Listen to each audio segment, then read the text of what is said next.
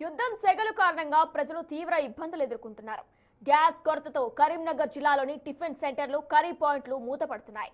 నిత్యం రద్దీగా ఉండే హోటళ్లు సైతం పోసిపోతున్నాయి. గ్యాస్ సరఫరా లేకపోవడంతో హోటళ్లు మూసేస్తున్నామంటూ బ్యానర్లు పెడుతున్నారు.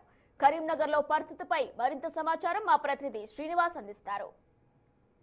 యుద్ధం ఎఫెక్ట్ ఇప్పుడు ఉమ్మడి కరీంనగర్ జిల్లా మీద తీవ్ర ప్రభావం చూపుతున్నటువంటి పరిస్థితి కనబడుతుంది. ముఖ్యంగా గ్యాస్ సరఫరా లోపల ఇబ్బందులు కారణంగా ఇటు స్టాక్ లేకపోవడంతో చాలా టిఫిన్ సెంటర్లు, తర్వాత కర్రీ సెంటర్లు కూడా మూతపడ్డటువంటి పరిస్థితి కనబడుతుంది. కరీంనగర్లోని కమాన్ వద్ద ఉన్నటువంటి ఒక మనకు లక్ష్మీ శ్రీ టిఫిన్ సెంటర్ చూడవచ్చు. ఈరోజు ఉదయం సమయం లోపల సోమవారం నుండి గ్యాస్ సరఫరా లేనందువలన టిఫిన్ సెంటర్ బంద్ అని చెప్పి బోర్డు పెట్టడము అయితే ఇప్పుడు సోషల్ మీడియా లోపల ఇటు వైరల్ అవుతున్నటువంటి పరిస్థితి కనబడుతుంది. ముఖ్యంగా ఇక్కడ మనం ఉన్నటువంటి ఈ లక్ష్మీ టిఫిన్ సెంటర్ ఏదైతే ఉందో ఇందులో ఉదయం సమయం లోపల పెద్ద ఎత్తున కూడా ఇక్కడ టిఫిన్ తినడానికి ఇక్కడికి వస్తూ ఉంటారు. దాదాపుగా ఉదయము సాయంత్రము వేళల లోపల 1,00,000 మినిమం కౌంటర్ అవుతున్నటువంటి పరిస్థితి. పెద్ద ఎత్తున కూడా ఇక్కడ టిఫిన్ చాలా రుచిగా ఉన్నటువంటి నేపథ్యం లోపల కస్టమర్లు కరీంనగర్ లోపల లక్ష్మీశ్రీ టిఫిన్ సెంటర్ లోపల టిఫిన్ చేయడానికి వస్తూ ఉంటారు. ఈ నేపథ్యం లోపల గత 4-5 రోజుల నుంచి కూడా ఇక్కడ ఏదైతే కమర్షియల్ గ్యాస్ సప్లై లేకపోవడం వల్ల ఇటు టిఫిన్ సెంటర్లు నడవడం కూడా ఇబ్బంది అవుతున్నటువంటి పరిస్థితి కనబడుతుంది. ప్రస్తుతం ఇక్కడ మనకు లక్ష్మీశ్రీ టిఫిన్ సెంటర్ ఓనర్ ఉన్నారు. ఎందుకు మీరు బోర్డు పెట్టాల్సినటువంటి పరిస్థితి వచ్చింది అంటే ఏంది? గ్యాస్ గమనించడం లేదు సార్. అందువల్లనే ఆల్రెడీ 3 days బిఫోర్ నుంచి ఫ్లెక్సీ కట్టి కస్టమర్లను మోటివేట్ చేయడం జరిగింది. ఎందుకంటే ఒకసారి బంద్ చేస్తే కూడా ఆల్రెడీ ఇబ్బంది పడతారు. దూరంకి వెళ్ళి వచ్చే వాళ్ళు ఉంటారు. వాళ్ళు కూడా వచ్చి ఇబ్బంది పడడం కన్నా 3 రోజుల ముందు చెప్పి బంద్ చేయడం బెటర్ అని చెప్పి ఆల్రెడీ చర్య తీసుకోవడం జరిగింది. అంటే మీకు ఎన్ని రోజులు గ్యాస్ ఇబ్బందులు రాబట్టి అంటే మీకు సరిపోయినంత స్టాక్ లేదా? స్టాక్ పెట్టుకున్నాం సార్. స్టాక్ పెట్టుకున్నాం, అది కూడా అయిపోయింది. ఇక ఇప్పుడు మాకు కొందామంటే గ్యాస్ దొరకట్లేదు, బ్లాక్లో కొందామంటే రేట్ ఎక్కువ ఉన్నది. అది మాకు వర్కౌట్ కాదు కాబట్టి మేము నిలిపేసాం సార్. అంటే ఇప్పుడు మీ లక్ష్మీశ్రీ టిఫిన్ సెంటర్కు చాలా ఉదయం సమయం లోపల సాయంత్రం సమయం లోపల చాలా మంది కూడా దాదాపు 1,000 సంఖ్య లోపల వస్తూ ఉంటారు. మరి వాళ్ళందరికీ అంటే ఎలా యాక్సెప్ట్ చేస్తున్నారు? రిటర్న్ మెసేజ్ అంటే ఫ్లెక్సీ పెట్టగానే వాళ్ళందరూ వచ్చి ఉంటే మరలిపోతున్నారు? లేదు సార్, ఆల్రెడీ మేము 3 days నుంచి చెప్తాను. ఆల్రెడీ 3 days బిఫోర్ కల్లా గ్యాస్ ఉండడం లేదు. 3 days సరిపోయి మాకు స్టాక్ ఉన్నది. 3 days తర్వాత మేము బంద్ చేస్తాం అని చెప్పి డే బిఫోరే మేము ఆల్రెడీ ఫ్లెక్సీ కట్టేసాం సార్. ఇక్కడ అంటే మీకు టిఫిన్ సెంటర్కు ఒక రోజు లోపల ఎంత నష్టం వాటిల్లేటువంటి అవకాశం ఉంది? గ్యాస్ ఇట్లా నిలిచిపోతే ఈ కిరాయి కట్టడానికి కలుపుకుంటే 30,000 నష్టం అవుతుంది సార్. 30,000 కస్టమర్లు, తర్వాత ఇవి మీ దగ్గర ఉన్నటువంటి జీతాలు అన్నీ కలిపి 30,000 రాసేది సార్. 30,000 అంటే ఎన్ని రోజులు ఉండొచ్చు ఇట్లా ఇదే విధంగా? చెప్పలేము సార్. పరిస్థితి మన చేతిలో లేదు. అది ఇంటర్నేషనల్ మార్కెట్ కాబట్టి మనం ఏం చేయలేము దాన్ని. సో మేము దానికి ప్రత్యామ్నాయం కూడా చూస్తున్నాను. ఆల్రెడీ శ్రీనారాయణ వెళ్ళాడు అక్కడికి స్టవ్ తీసుకురానికి. ఒకవేళ వచ్చే ఉంటే రేపు ఎల్లుండి స్టార్ట్ చేయవచ్చు. అంటే ఏంటి ప్రత్యామ్నాయం అంటే ఏం చేయాలనుకుంటున్నారు? అది వుడ్ స్టవ్ అని చెప్పి కొత్తగా వచ్చిందట. దానికోసం వెళ్ళిండు, డెమాన్స్ట్రేషన్ చూద్దామని చెప్పి వెళ్ళిండు.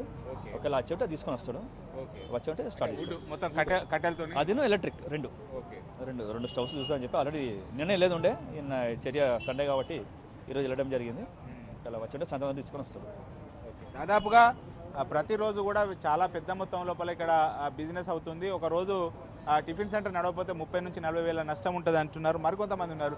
చెప్పండి మీ పరిస్థితి ఏ విధంగా ఉంది? మీది వ్యాపార సంస్థలే హోటళ్ళు, my home restaurant, my home mess, Anvitha restaurant, Anvitha hotels ఉన్నాయి.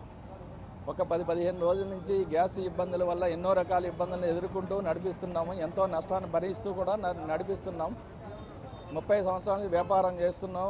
రెగ్యులర్ వినియోగదారులు ఉంటారు, వాళ్ళని ఇబ్బంది కలవద్దనే ఉద్దేశంతో నష్టంతో నడిపిస్తున్నాం. ఆ నష్టంతో నడిపించాలన్నా నడిపించే పరిస్థితి లేదు ఇప్పుడు.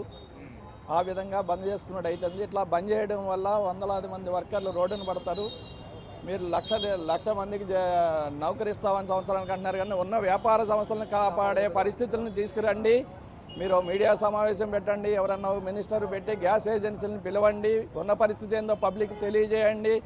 బ్లాక్ మార్కెట్ చేసే విధంగా దాన్ని కంట్రోల్ చేయడానికి ప్రయత్నం చేయండి. బాధ్యతగా ఉండాలి ప్రభుత్వాలు. అంతేగాని వెనకటికి రాజుల కాలంలోనే 6 నెలలు యుద్ధం వస్తుందంటే 6 నెలలు గాసం దాచిపెట్టుకునేది. అటువంటి ఇంత టెక్నాలజీ పెరిగినటువంటి ప్రభుత్వాలు కూడా దానికి బాధ్యత లేకుండా మీడియా ముందుకు వచ్చి మాట్లాడకుండా ఎవరి పనులు వాళ్ళు చేసుకుంటూ ఉంటే ప్రజలు పబ్లిక్ ఇబ్బందులు పడుతున్నారు. ఈ ఇబ్బందులను దృష్టిలో పెట్టుకుని ముందుకు రండి ప్రజాప్రతినిధులు. ఏర్పాట్లు చేయండి. గ్యాస్ రిలీజ్ అయ్యే మార్గాలు మీరు చేస్తున్నారా? మేము కట్టెల పొయ్యిలతో తయారు చేయాలని చూస్తున్నాం. మళ్ళీ దానికి వేరే పెట్టుబడులు పెట్టవలసి వస్తుంది. ఇప్పటికే నష్టపోయి ఉన్నాం. నిత్యావసర వస్తువులు కూడా 110 రూపాయలు, పల్లీలు 180 రూపాయలు అయినాయి, ఆయిల్ ప్యాకెట్ 170 రూపాయలు అయింది.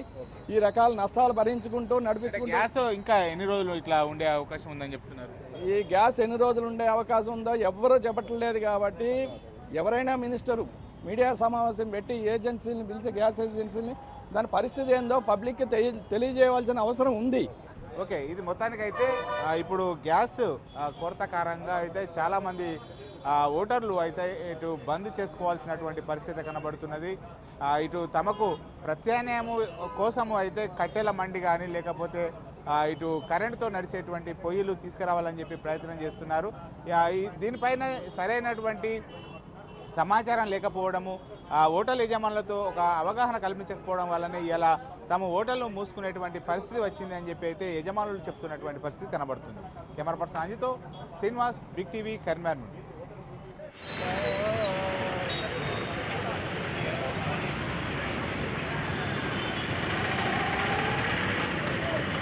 గ్యాస్ బంద్ అయ్యి